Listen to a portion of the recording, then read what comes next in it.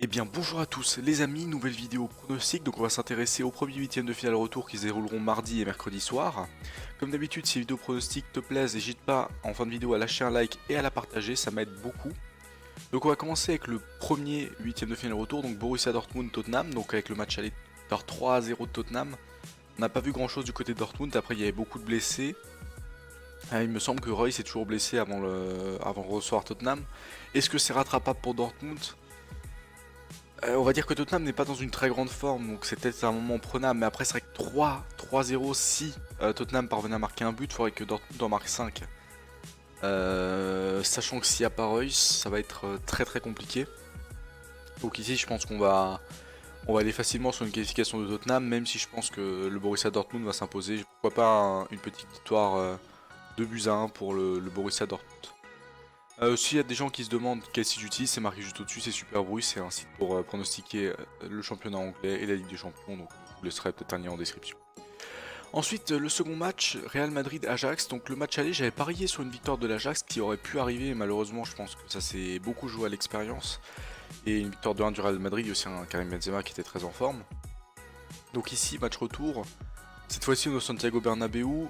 De base, j'avais prévu une victoire à l'aller de l'Ajax, mais toujours en prévoyant une qualification du Real de Madrid. Donc je pense qu'ici, ça va être une qualification assez facile du Real, qui montre des choses un peu plus intéressantes ces derniers temps. Et pourquoi pas une petite victoire plus propre qu'au match aller, une victoire 2-0. Avec pourquoi pas un but de Karim Benzema ou de Gareth Bale. Donc ensuite le match qui est le plus intéressant donc pour les Français. Bon, je suis supporter de Manchester United comme certains commencent à le savoir. Mais bon, en étant très objectif, si le Paris Saint-Germain joue son jeu, il n'y a aucun moyen que Manchester United arrive à se qualifier. Alors on peut parler de l'absence de Paul Pogba et de Jesse Lingard pour Manchester United, mais je pense que même si Paul Pogba et Jesse Lingard avaient été présents, ça aurait déjà été extrêmement difficile de se qualifier face au Paris Saint-Germain et le Paris Saint-Germain aurait été favori. Donc ici je vois une qualification assez facile du Paris Saint-Germain, il faut juste qu'ils fassent gaffe au fameux piège 3-1 de Manchester United, c'est-à-dire que si Manchester United gagne 3-1 ils vont se qualifier. C'est le seul risque qui est possible d'arriver, mais je pense que c'est vraiment une possibilité très faible. On a quand même un Paris Saint-Germain qui est beaucoup plus solide qu'il a été auparavant. Sous Tourelle, je pense que c'est le meilleur Paris Saint-Germain qu'on a jamais eu.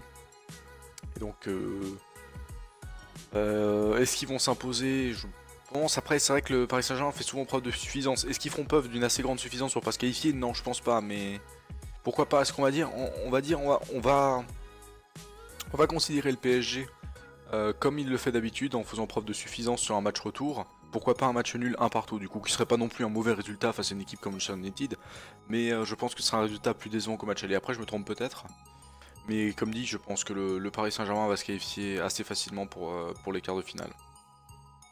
Et on va finir avec le dernier match du mercredi soir.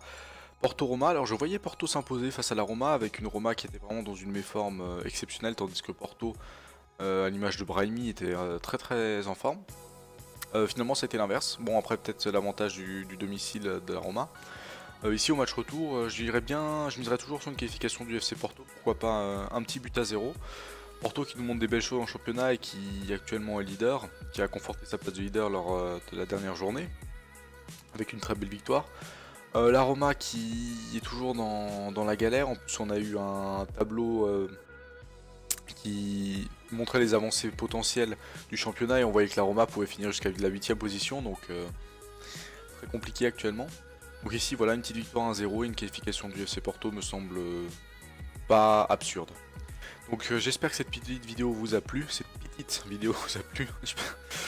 pour le problème d'élocution. Donc comme d'habitude, comme j'ai dit en début de vidéo, n'hésite pas à liker et à partager la vidéo si ça t'a plu, et bien sûr à t'abonner pour voir mes prochaines vidéos. Je fais environ 2 voire 3 vidéos pronostiques par semaine, donc c'est toujours cool. Allez, à la prochaine, ciao ciao.